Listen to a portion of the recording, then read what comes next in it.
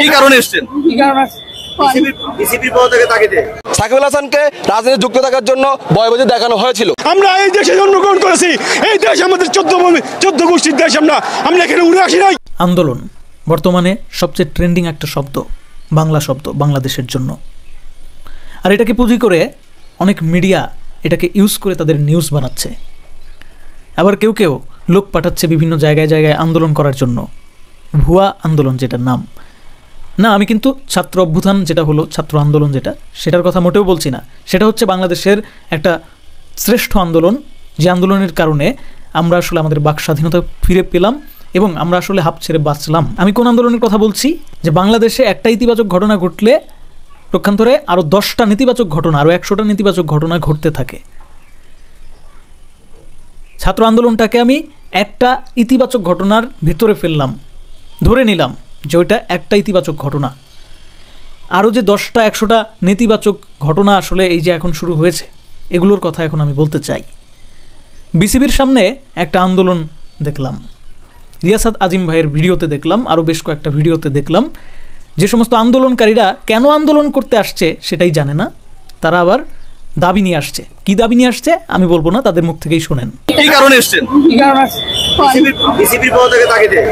BCB পদত্যাগের তাগিদে আমরা এই জায়গায় এসেছি। বিসিবির কিসে দাবিতে তারা বিসিবির পদত্যাগ চায়, মানে বিসিবির ফুল মিনিং তারা জানে না, তারা বিসিবির পদত্যাগের দাবি নিয়ে আসছে। চিন্তা করেন, বিসিবিতে কয়জন পরিচালক আছে টোটাল, এটা তারা জানে না। তারা বিসিবির সভাপতি নাজমুল হাসান পাপনের পদত্যাগের দাবিতে আসছে, কিন্তু সেটা তারা জানে না। তারা বলতেছে বিসিবির পদত্যাগের দাবিতে তারা আসছে। এখন আমার প্রশ্ন হচ্ছে, এই ভোলাভালা মানুষগুলারে, আমি এদেরকে ভোলাভালাই বলবো, যদিও এরা আসলে ভোলাভালা না, এদেরকে আমি তারপরে ভোলাভালা বলবো এই কারণে যে তারা আসলে সামান্য কিছু টাকার জন্যই এসেছে, অভাবের তাড়নায় হয়তো এসেছে। তাদেরকে উল্টাপাল্টা বুঝিয়ে, তাদেরকে কিছু টাকা হাতে ধরিয়ে দিয়ে তাদেরকে পাঠিয়ে দেওয়া হয়েছে বলেই তারা এসেছে। এই জন্য আমি আসলে তাদেরকে ভোলাভালাই বললাম। তাদের আসলে আদতে কোনো মানে মূল জায়গাটাতে কোনো হাত নাই।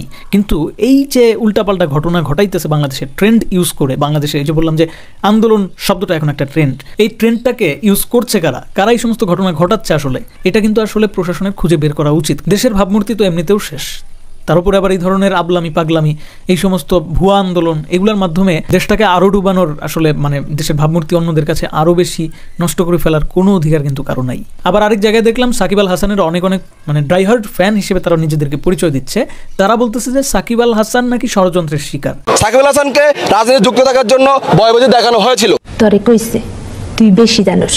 বাংলাদেশে টিকে থাকতে হলে এই ফ্যাসিস্ট সরকারের গোলামি করে টিকে থাকতে হবে। সাকিব আল হাসান হয়তোবা এই কারণেই সরকারের যোগ দিয়েছিলেন। তোমার কথা শুনে মনে হইতেছে তুমি বিরাট জ্ঞানী মানুষ হয়ে গেছো। তারা নিজেদেরকে ডাইহার্ড ফ্যান হিসেবে পরিচয় দিচ্ছে। আমার তো বিশ্বাস হয় না তারা যে আসলেই সাকিব আল হাসান বা ক্রিকেটের ডাইহার্ড ফ্যান। আমার কাছে মনে হয় তারাও হয়তো বা ওই ধরনের, ওই যে একটু আগে যে আন্দোলনের কথা বললাম, যে তারা নিজেরাও জানে না কেন তারা আসলে আন্দোলন করছে, ওই দলের অন্তর্ভুক্ত। কেন বলতেছি? কারণ তারা যে দাবি করতেছে, তারা দাবি করতেছে যে সাকিব আল হাসান ইচ্ছা করে রাজনীতিতে যোগ দেন নাই, তিনি নাকি ষড়যন্ত্রের শিকার, তাকে নাকি জোর জবরদস্তি করে রাজনীতিতে ঢুকানো হয়েছে। এটাও বিশ্বাস করতে হবে। সাকিব আল হাসান অনেক আগে থেকেই আওয়ামী লীগপন্থী ছিলেন, তাকে জোর জবরদস্তি করে ঢুকানোর কোনো কিছু নাই। তার মতন ওয়ার্ল্ড ওয়াইড একজন সুপারস্টার, তাকে আপনি এতটাও দুর্বল ভাইবেন না। সে যথেষ্ট ম্যাচিউর, সে যাবৎকাল যত শোরুম উদ্বোধন করে এসেছে, সে যাবৎকালে যা যা করে এসেছে সব কিছু বুঝে শুনেই করে এসেছে, এটুকু নিশ্চিত থাকতে পারেন আপনি। মানে আপনি তার ডাইহার্ড ফ্যান বলে আপনি এইরকম দাবি দেওয়া করতে পারেন না যে হচ্ছে সে না বুঝে এই কাজ করে ফেলছে, সে না বুঝে জুয়ার একটা প্ল্যাটফর্মের সাথে যুক্ত হয়ে গেছে। মানে অন্ধভক্ত হওয়া মোটেই কাম্য না। আপনি ভক্ত হতে পারেন, অন্ধভক্ত হইেন না। যেই সাকিব আল হাসান এত ছাত্রের বুকের তাজা রক্ত দেখার পরেও ফেসবুকে একটা মাত্র স্ট্যাটাস দিয়ে সান্ত্বনা দিতে ব্যর্থ, যেই সাকিব আল হাসান জুয়ার প্ল্যাটফর্মের বিজ্ঞাপন করতেই ব্যস্ত, যেই সাকিব আল হাসান দেশের ক্রিকেটের এত বড় অমূল্য সম্পদ হওয়া সত্ত্বেও রাজনীতির মতন একটা বাজে জায়গায় গিয়ে নিজেকে পরিচিত প্রতিষ্ঠিত করার চেষ্টা করেছে, সেই সাকিব আল হাসানের পক্ষে আপনি বাংলাদেশের এই সময়ে এই মুহূর্তে দাঁড়িয়ে কিভাবে সাফাই গাইতে পারেন? আপনি কি ধরনের ক্রিকেট প্রেমিক, আপনি কি ধরনের দেশপ্রেমিক? আপনার গায়েও বাংলাদেশের জার্সি মানায় না। ঠিক এরকমই আরেকটা ভুয়া আন্দোলন যেটা আমার চোখে পড়লো, সংখ্যালঘুদের একটা অংশ ঢাকার শাহবাগে আন্দোলন করছিল, যেটার ভিডিও দেখলাম। কেন আমরা ভারতে চলে যাব? এই দেশ কি আমার না? আমরা বাঙালি জেগে উঠেছি, আমরা হিন্দু জেগে উঠেছি। সংখ্যালঘুরা নির্যাতিত হলে অবশ্যই তাদের অধিকার চেয়ে আন্দোলন করবে, এতে কোনো আপত্তি নাই। কিন্তু আমার আপত্তির সবচেয়ে বড় জায়গাটা হচ্ছে যে আপনি জানেনও না যে হচ্ছে আপনার সংখ্যালঘুরা আসলেই নির্যাতিত হচ্ছে নাকি আপামর বাংলাদেশের প্রায় প্রত্যেকটা মানুষই নির্যাতিত হচ্ছে। মানে সংখ্যালঘু না হলেও একজন মুসলমান ঘরেও যে আক্রমণ হতে পারে বা হচ্ছে, এটা যাচাই বাছাই না করে আপনি আন্দোলন করতে চলে আসছেন, সারা বিশ্বকে দেখিয়ে দিচ্ছেন আন্দোলন করে যে বাংলাদেশের সংখ্যালঘুদের উপর অনিয়ম হচ্ছে, নির্যাতন হচ্ছে, নিপীড়ন হচ্ছে।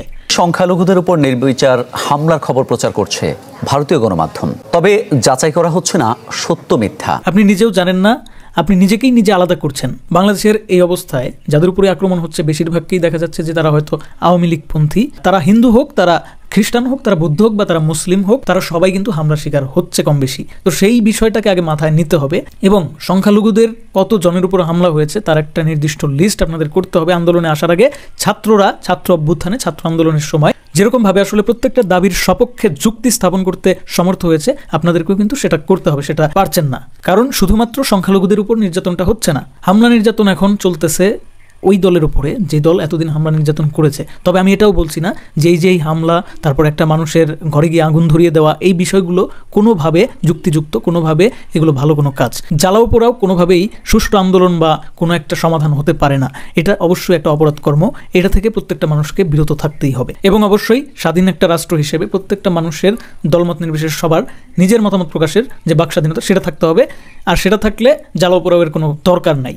কিন্তু সেটা ঘটতেছে, যা হচ্ছে তার জন্য আপনি কোনোভাবেই এটা ভাবতে পারেন না যে আপনি সংখ্যালঘু, আপনি হিন্দু, খ্রিস্টান বা বৌদ্ধ, এই কারণে আপনার উপর হামলাটা হচ্ছে। একটু ভালোভাবে খোঁজ নিলেই কিন্তু অনেক ঘটনা ভুল প্রমাণিত হয় বা হচ্ছে। যেমন লিটন দাসের বাড়িতে নাকি আগুন ধরিয়ে দেওয়া হয়েছিল, ব্যাপারটা টোটালি মিথ্যা, গুজব। হ্যাঁ, মাশরাফির বাড়িতে আগুন ধরে দেওয়া হয়েছে, সেটাকে নিয়ে লিটন দাসের বানায় প্রচার করা হয়েছে, ভারত দিয়ে প্রচার হয়েছে, বাংলাদেশেও অনেক হিন্দুরা এটাই বিশ্বাস করে ফেলছিল। সো এই ধরনের এছাড়াও আরও অনেক ঘটনা আছে যেগুলো টোটালি গুজব, ভুয়া। তবে হ্যাঁ, কিছু কিছু হিন্দু নেতা আছে যারা কিন্তু আওয়ামী পন্থী ছিল, যাদের উপরে হামলা হয়েছে, হামলা করেছে কে বা কারা, সেইটার জন্য অনেক হিন্দু পরিবার তারা ভেবে বসে আছে যে আমরা সংখ্যালঘু, এই তো হিন্দুদের উপর আক্রমণ হচ্ছে বাংলাদেশে। সো এই ব্যাপারটার দিকে আমার মনে হয় যে খেয়াল করে ভালোভাবে জেনে বুঝে তারপর আপনার একদম নিশ্চিত হয়ে তারপর এরকম আন্দোলনে যোগ দেওয়া উচিত। আমি যেখানে বসবাস করি আশেপাশে অনেক এরকম আমি শুনেছি যেখানে যেখানে হামলা হয়েছে যার যার বাড়িতে, তারা কিন্তু অনেকে মুসলমান ছিল, তাদের কিন্তু যারাই ছিল তারা কিন্তু ওই রাজনীতিতে যুক্ত ছিল, আবার অনেকে হিন্দু ছিল। সো এইখানে এইটাই বোঝা যায় যে বাংলাদেশে বর্তমান যে পরিস্থিতি, এটা কিন্তু ধর্মের উপর কেউ আঘাত হানার উদ্দেশ্য নিয়ে আসলে আঘাতটা হানতেছে না, আঘাতটা হানতেছে রাজনৈতিক একটা স্বার্থ হাসিলের জন্য হতে পারে। দেশের যে বর্তমান পরিস্থিতিকে আসলে কেন্দ্র করে অনেকের অনেক ধরনের আক্রোশ, অনেক দিনের ক্ষোভ, কারো কারো পার্সোনাল ক্ষোভ থাকে, সেগুলো থেকে হতে পারে। এটাকে আপনি ওইভাবে কোনোভাবেই ডিফাইন করতে পারেন না যে আপনি সংখ্যালঘু তাই আপনার উপর আক্রমণ হচ্ছে, আর যারা সংখ্যায় বেশি তাদের উপর আক্রমণটা হচ্ছে না। এখন আক্রমণটা মোটেই কাম্য না, সেটা অবশ্যই অপরাধ। আপনারা একটা জায়গায় এক থাকেন, আপনি নিজেকে সংখ্যালঘু না ভেবে বাংলাদেশের একজন নাগরিক এবং সবশেষে একজন মানুষ ভাবেন। তখন আপনি নিজেকে নিজে প্রশ্ন করেন যে আপনার উপর হামলা হচ্ছে কিনা, আপনি কোনো দল করেন কিনা, কোন দল করেন। আপনি যদি একজন টোটালি সাধারণ মানুষ হয়ে থাকেন, তারপরেও যদি অন্যায় অবিচার আপনার উপর হয়, অথবা আপনার পাশে একজন মানুষ সে কোনো ধরনের দল কিচ্ছু করে না, সে কোনো ধরনের অন্যায় কাজে যায় নাই বা কোনো ধরনের ওই সমস্ত বিষয়ের সাথে সম্পৃক্ত না, তারপরেও তার উপর জুলুম হচ্ছে বা হওয়ার সম্ভাবনা দেখা দিচ্ছে, তখন তখন আপনি বলতে পারেন যে আমার অধিকার ক্ষুণ্ণ হচ্ছে, আমি আন্দোলনে যাব, আমি এটা নিয়ে সরকারের কাছে আবেদন করব। বর্তমান অন্তর্বর্তীকালীন সরকার অবশ্যই সেটা আমলের সাথে দেখবে। আন্দোলন আপনি করতেছেন, সেখানে সংখ্যালঘু কথাটা উল্লেখ করার কিছু নাই। যদি আন্দোলন করতেই হয়, আপনি আগে এইটা চিন্তা করেন যে আপনি একজন সাধারণ মানুষের উপর অন্যায় জুলুম দেখে তারপরে আন্দোলনে আসছেন কিনা, আপনার দাবিটা আসলে কেন। যে লোকটার উপরে অন্যায় জুলুম হচ্ছে সে নিজেও কোনো না কোনো সময় কারো উপর অন্যায় জুলুম করেছিল কিনা সেটা জেনে তারপর আন্দোলন করুন। তবে হ্যাঁ, যে অপরাধী তার উপরেও বেআইনিভাবে কোনো প্রকার আঘাত আসাটা এটা কাম্য না। এটার জন্য অন্তর্বর্তীকালীন সরকার অবশ্যই এই বিষয়গুলো আমলে নেবেন এবং যথেষ্ট পরিপক্কতার সাথে সামনের দিনগুলোতে এগুলোর বিচার হবে। সেই জন্য আপনাদের একটু সময় তো দিতে হবে, সেটাও মাথায় রাখা খুব জরুরি। ধন্যবাদ সবাইকে ভিডিওটি দেখার জন্য।